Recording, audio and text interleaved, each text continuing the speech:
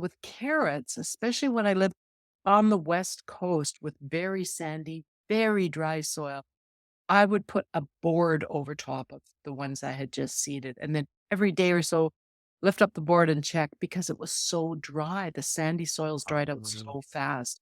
And it's so hard to keep a seed bed moist for like 2 weeks.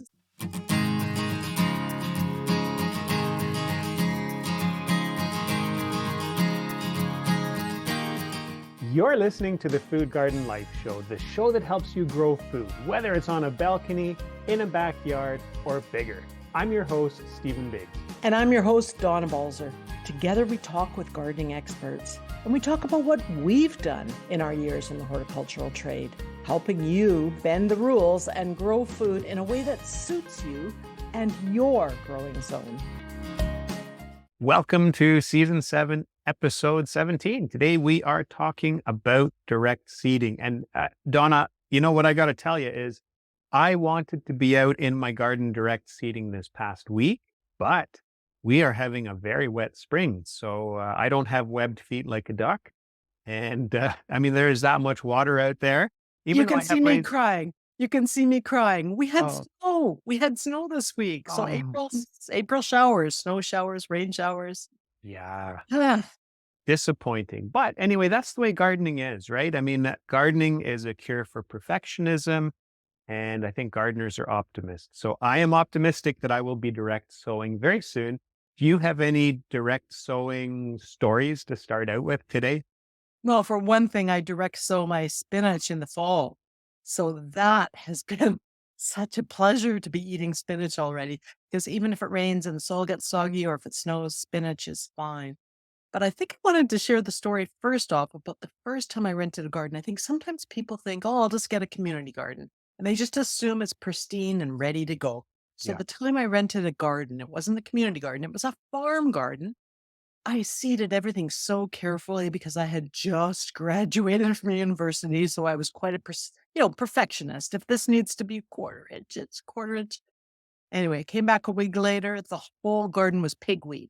Everything from one corner to the next because it had been a pig pen before and it was great soil. That's all I looked at was the soil. But pigweed is really aggressive, really fast sowing. If I hadn't put labels where I seeded things, I wouldn't have even been able to find them. There was so much pigweed. So I started just by weeding my rows and then Oh, I okay. gradually weeded the rest. It was terrible. How about you, Steve? Did you have a story about seeding? Well, Direct. I just thought I'd start out by saying how my backyard is flooded. So I'm delayed today. Oh, But we should back up and just say, if that concept is new to some listeners, what is direct seeding? And for me, I'll describe it as if you make a hole or a trench in your garden and you're planting those seeds directly in the garden, that is direct seeding. What about you? How would you describe it to people? well, exactly. But you can direct seed into a container, into a raised bed, or into just a box. You can direct seed outside. When I think direct seeding, I think it's an outside effort.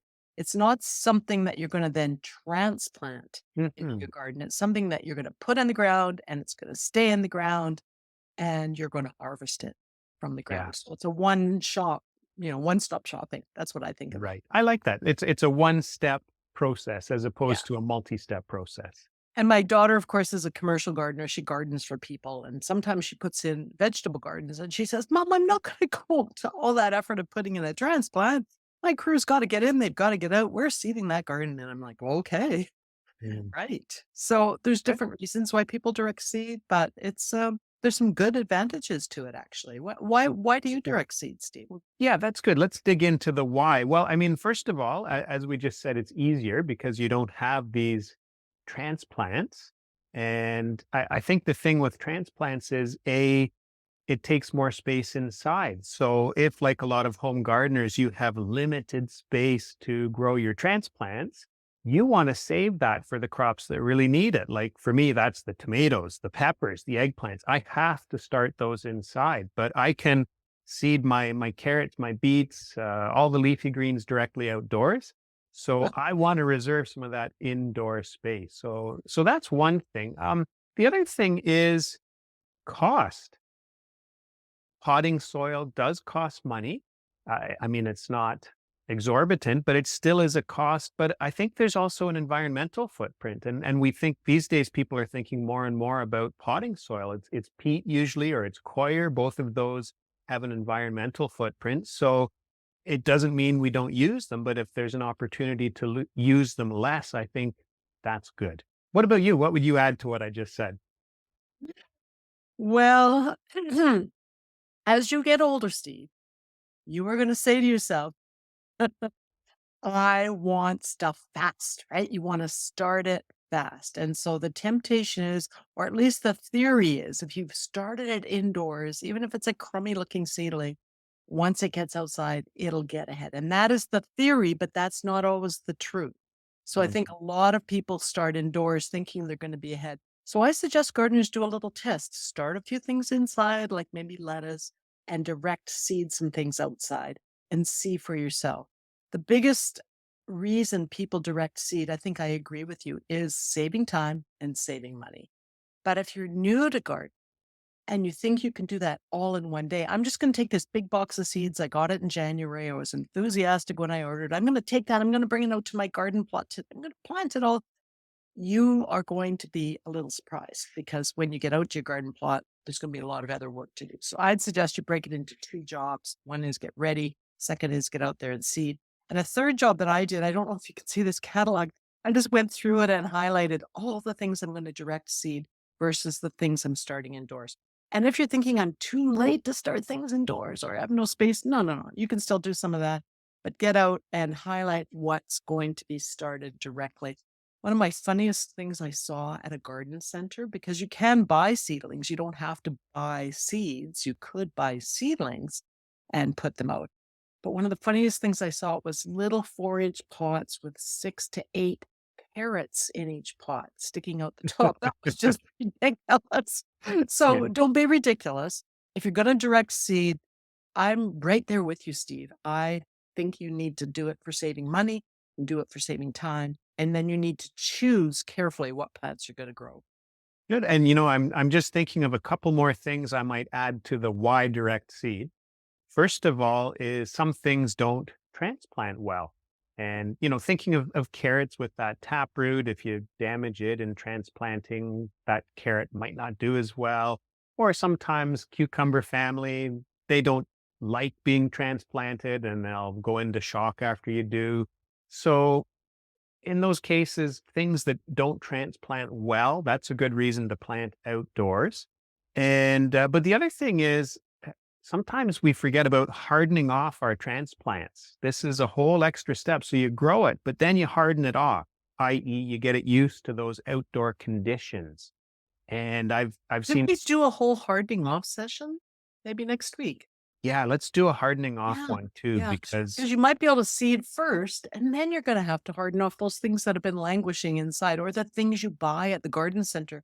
And they're outside in their garden center big tent or whatever. And you think, oh, that's ready to go. Not so. So let's do a whole hardening off let's session. do a hardening off one. But Yeah. anyway, Good. not having to harden off to me is a big benefit Yeah. because that's time and effort. Yeah. So, Yeah. okay, so those are my whys, I think, to direct seed. Now, there are cases, though, where direct seeding isn't the best choice. And, we talked about tomatoes and peppers, and I said I like to reserve my indoor growing space for those. So, me being a cold climate gardener, and you being in an even colder climate than me, there are things that we could seed in the garden, but we just won't get a harvest or not as much as we want. So I think in areas with a short growing season, some things we do start inside.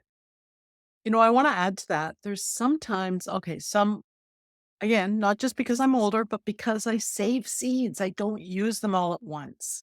Mhm. So both I save them physically, I save them in the fall, but also I don't use all my seeds in one season. I just don't want to waste a space out in my garden with my 2018 sesame seeds that I've saved. Oh, and that's another story. Those sesame seeds, they look like sesame seeds. They are sesame seeds. I Yeah. was the most surprised person when I saw them.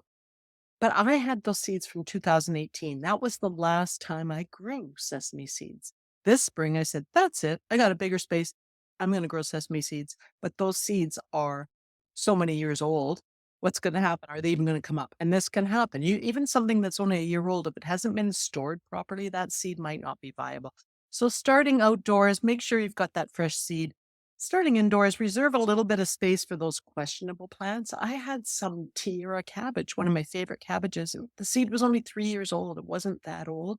Didn't come up indoors, but I started it indoors so that I would make sure that seed was viable. So Yeah. just a little point there. And my sesame seeds are roaring, so they're ready to go out soon. But that's just another reason why. That's a good point. I was going through the seed box and we had some kale that was a few years old, but it was a variety that I really wanted this year. So I did exactly what you've just described. Rather than plant it in the garden, use up that space in the garden, but not know how viable that seed was. I put it indoors in a pot. And if any of it does come up, I'll transplant. And that makes me think of one more thing, if I could throw Mhm. it in. Sometimes a gardener will start things inside and outside, and sometimes you'll start them on the same day just because it gives you more options. If all of a sudden you got a huge hailstorm or a big snow and everything came up but died, or like I had all that pigweed, you can't find your plants. It's nice to have something in reserve. And so a good example of that are all of the different kinds of lettuce. I do Yeah. get so many kinds that I start them and then I poke them into different spots. So that's something that I also start inside, even though I'm starting it outside. So it That's goes good. And, I do the same with my lettuce. I direct seed a lot of it, but I pre-start a few that I can dot into the garden. And I do that with my cucumbers and squash too. I direct seed those into the soil, but I'll also start a few early. And sometimes it really depends on the weather. Some years, the direct sown ones will get ahead. Some years, the ones that I've started as transplants will be ahead. But I think of that as insurance for those. that's a really good question that you brought it up. So I'm going to jump into that. The squash and the zucchini and the watermelons and the melons, the things that are a little bit fussy that you might decide to start inside. How have you handled those? Have you put them in peat pots because you don't want to disturb the Yeah. roots? You Is that bring up beyond the scope of this good talk point. too? Well, let's just quickly mention it. So they don't like having their roots disturbed. And so that's why it's good to direct sow them. Or if you do what I do and start some indoors, really as insurance or to have a staggered harvest, I have in the past used peat pots and or now I'll just make newspaper pots too, because newspaper pots, the downside is they break down quickly, but because you're only starting the squash and cucumbers 3 or 4 weeks ahead in advance, those newspaper pots last long enough. Okay. Yeah. I got a few new free samples from a commercial grower, so I'll be interested to see how those work. But I've also started a few watermelons inside. Just again, we're both buying insurance, right? When we start a few Insurance. inside and also outside. It, We've been gardening for a long time. We want insurance. We don't want to we you don't know, want to get the superstore. we didn't say to people though why the peat pot or the newspaper pot. These biodegradable pots, you plant them directly into the soil and you're not taking the plant out of the pot. So you're not disturbing the roots. You won't shock the plant in Mm. the same way. And by the way, I got a sample a couple years ago at a trade show of a biodegradable pot made from cow dung. And I I thought got that was a one cool too. idea. I tried to source them and they were exorbitantly expensive. So I didn't end up using them, but I do like that idea. And I got some free samples of the coir pots. So they had taken that coconut husk and they must have rammed it with a huge battering ram because the Mm, pots were hard. They must have glue in them. I don't know what was in them. Those pots, when I dug up the plants in the fall, those poor little plants, the pots were still perfect. They hadn't degraded at all. But mm. the plants were sort of struggling because they were having trouble pushing out through them. So something that looks too simple might actually be. Coming up, more direct sowing do's and don'ts, direct sowing ideas, also talking about ways to direct sow your seeds. That's coming up in just a moment.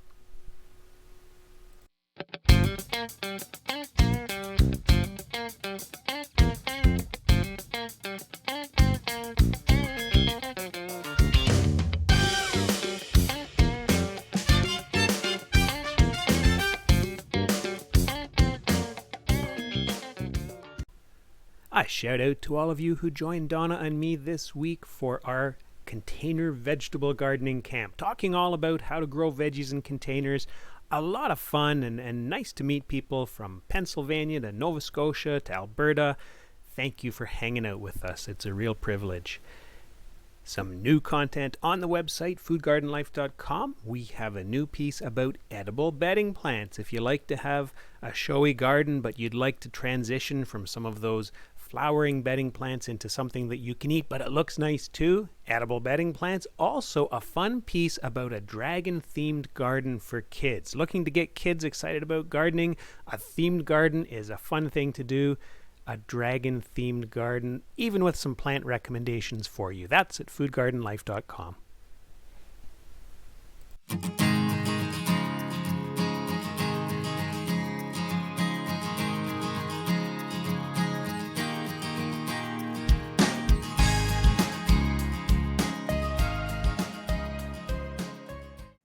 You're listening to the Food Garden Life Show. The show that helps you grow food, whether it's on a balcony, in a backyard, or bigger. And now back to our chat about direct sowing your veggie seeds. Yeah. Hey, I've got a couple other reasons why sometimes we do grow things from transplants or grow transplants to put into the garden instead of direct seeding. The first is if you have a bad year for slugs or a bad garden for slugs or other chewing insects, sometimes growing transplants and putting these bigger plants out, they have a better chance of success. So that could be a scenario where we might not direct seed. In the middle of summer, if you're doing succession planting, when you get a lot of heat in the summer, sometimes the germination can be spotty. And so then it can make sense to start your plants from transplants indoors and move them out to the garden. And then I guess the last reason is what I was just talking about with my garden being too wet to direct seed right now. Maybe I will start some of those seeds indoors as transplants. Okay. Good idea. I actually have another reason. Mm-hmm. You have some plants like this is a little basil plant. Well, many little basils. Basil. It's basil. And I've got that, but I'm eating them indoors while I'm waiting for the ones outside. I'll also, when this is all hacked back and looks terrible and been eaten, I'll still plant it outside. So I do direct seed some things, but some things I direct seed and I start indoors. So Yeah. I thought we should talk about different ways to direct sow crops too. So, Right. because there's more than one way you can do it, just like many things in gardening. And I think the thing that a lot of people picture is making a trench.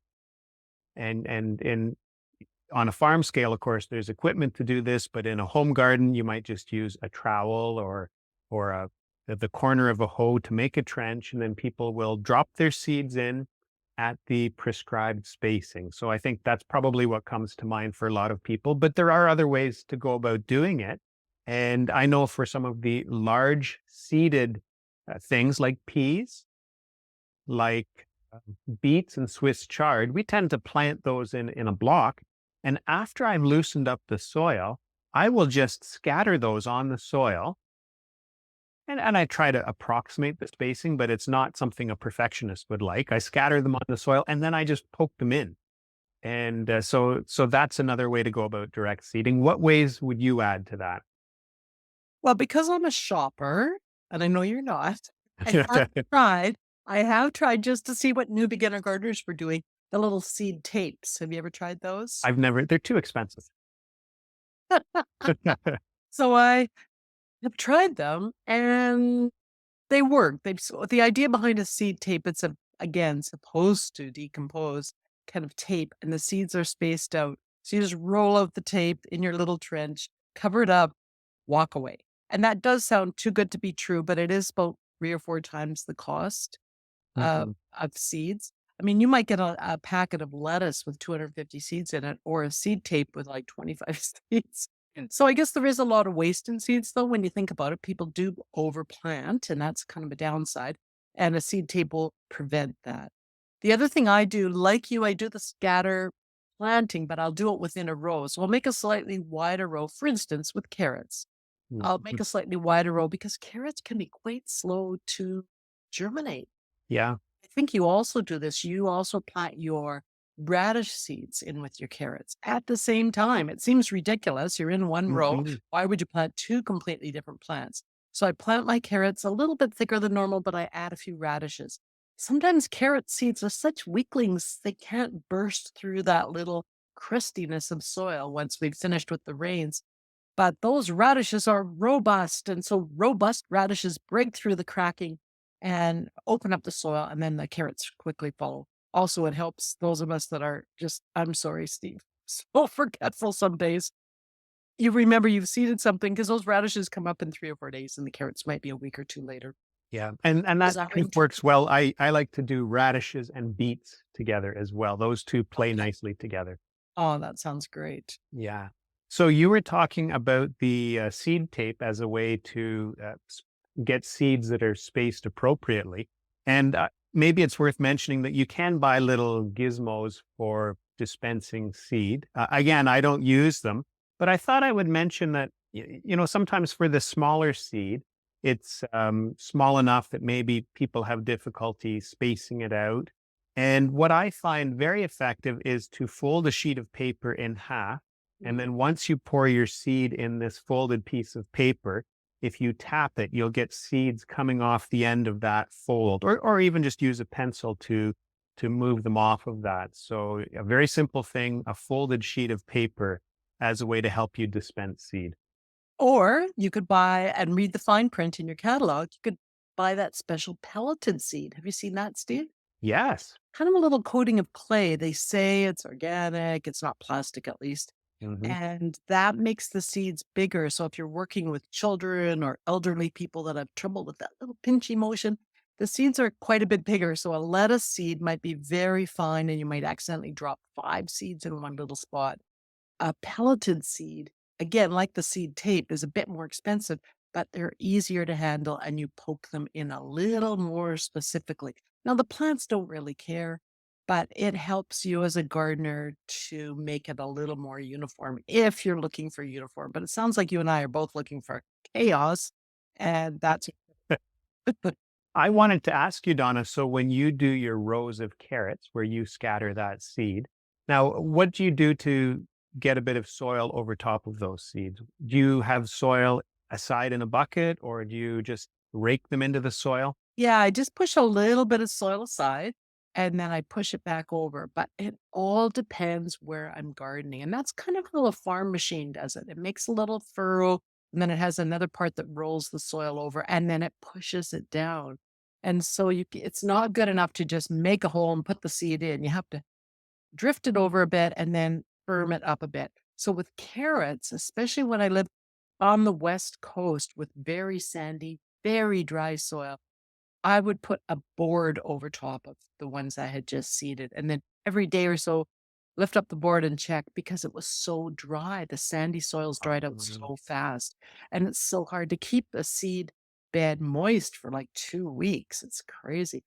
But the day they start coming up, they're up. So I would then take the boards off. But on the clay soil where I'm gardening now, good enough to just make the little furrow, scatter the seeds in the furrow with those few radishes, push it over, just tap it down lightly.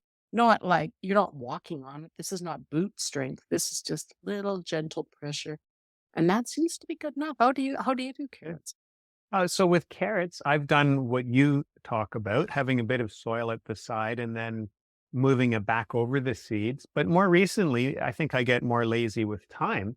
Is if I have a nicely worked up soil, I'll sprinkle my carrot seeds, and then I go with a little hand rake and I just move it over that soil, knowing that I'll move some of the seeds below the soil level, some of them not, and those ones might not do well, but I've got enough seed in there that that works. So I've been doing that really out of laziness, and it works fine. And that reminds me of lettuce. Lettuce actually germinates better with a bit of sunlight.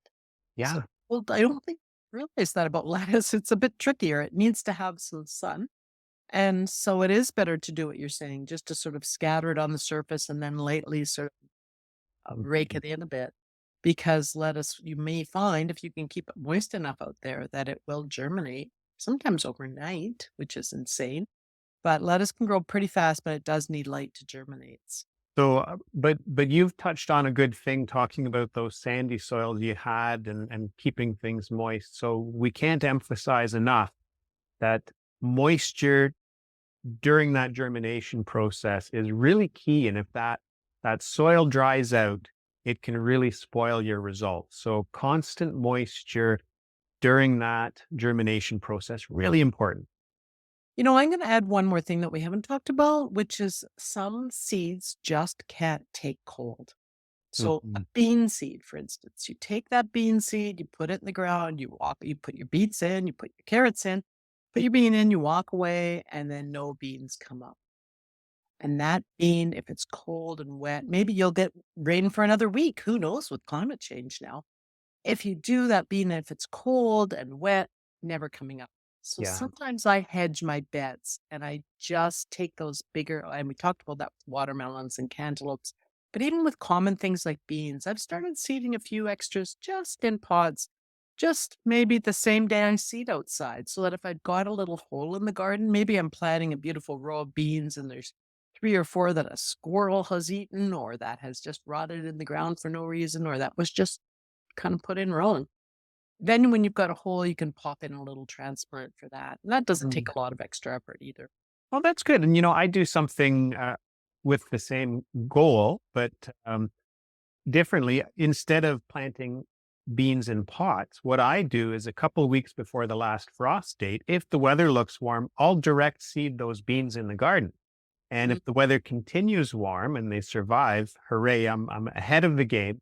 And if we get cold weather and they rot, then bean seeds are inexpensive enough that I just go back and plant a few more. So I call those my cheater beans. Yeah, I do that with peas because peas don't seem to rot. They seem to be able to take the cold a bit better. So I've actually put peas in the ground as early as mid-April. Okay. Well, Mhm. before we wrap up, I thought maybe we could just talk about specific crops, whether you or I have any um, things to mention. I know I wanted to say that with the leafy greens, I do a lot of direct seeding, but like we said at the beginning, I do start some lettuce indoors and transplant it out. With the root crops, like our carrots, parsnips, and beets, I don't start any of those indoors. I direct seed all of them. There's they do well in the cooler temperatures, and because of the roots, they don't do as well having been transplanted. So, but all of my, I'll call them the fruit vegetables, like the tomatoes, peppers, eggplants, all of those I start indoors.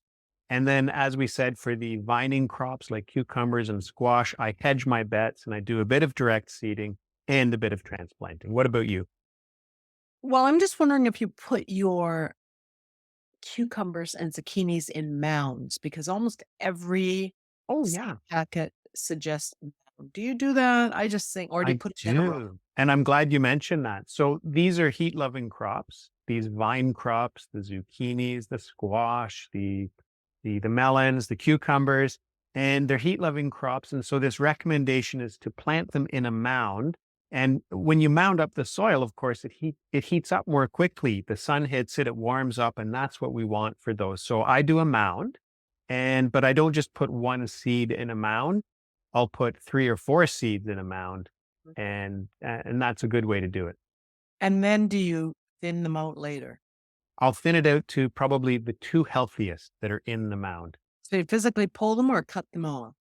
I Sorry, it cut sounds like them I'm, off. really No, being this is a good question because sometimes so if you have 4 seedlings close together and you pluck one out, what if it causes its neighbor to come loose too? And now right. you've caused stress to that neighboring seedling. So yeah, you're better off. I'll pinch it off, or I don't usually take scissors out to the garden. So I'll just pinch it off with my fingers. So my only tip with those fussy seeds or big seeds like zucchini and melons, all of those. And I read this once and I just don't know if I read it in a crazy advice column or where I read it, but I've done this forever.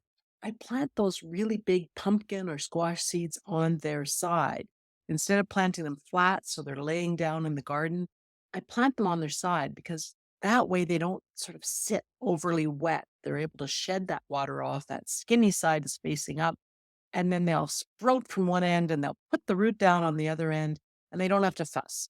And that has really worked for me. I don't know if you've ever done that with those bigger seeds. It seems pretty particular.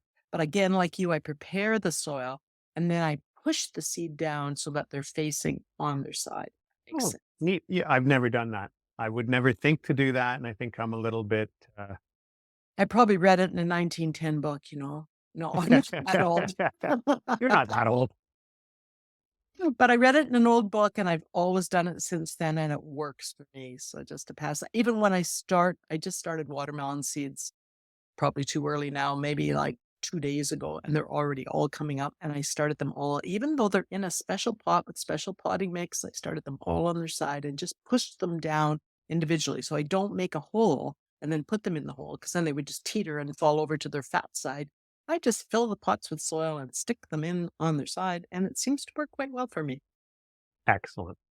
Good. Well, that's been fun talking about direct seeding. Any closing words of wisdom? Well, it's going to depend on, of course, where you live, what your soil's like, whether or not you're planting a conventional garden in the ground, or maybe starting things in pots or containers where it's going to warm up faster. So, your actual timing date, just check with your neighbors and friends to know exactly when, because some things take a colder soil and some a warmer. So, it's not one-stop shopping. You don't grab that big box of seeds that you've ordered and put them all in on the same day. Try to be a little careful and curate your timing, curate your style, and make your garden work for you because it's going to be slightly different for everybody. Yeah. That's a nice way to wrap up. Gardening is never black and white. There's many shades of gray. Yeah. Thank you, Excellent. Donna. And it sounds like next week we will talk about hardening off. Okay. I'll see you then. We'd love it if you drop by to say hi online at foodgardenlife.com. We have articles about growing fruit, veg, using your homegrown produce, also about growing figs and lemons in cold climates. So say hi. Tell us the topics that would help you grow more of your own. While you're at foodgardenlife.com, also grab our free newsletter. Subscribers get the subscriber only cold climate fig guide and small space food gardening tip sheet. You can head over to my website and grab my really cool printable PDF for a seed packet. You can personalize it for each type of seeds that you save. DonnaBalzer.com. Have a look. You're listening to the Food Garden Life Show. I'm Stephen Biggs. And I'm Donna Balzer, here to help you grow.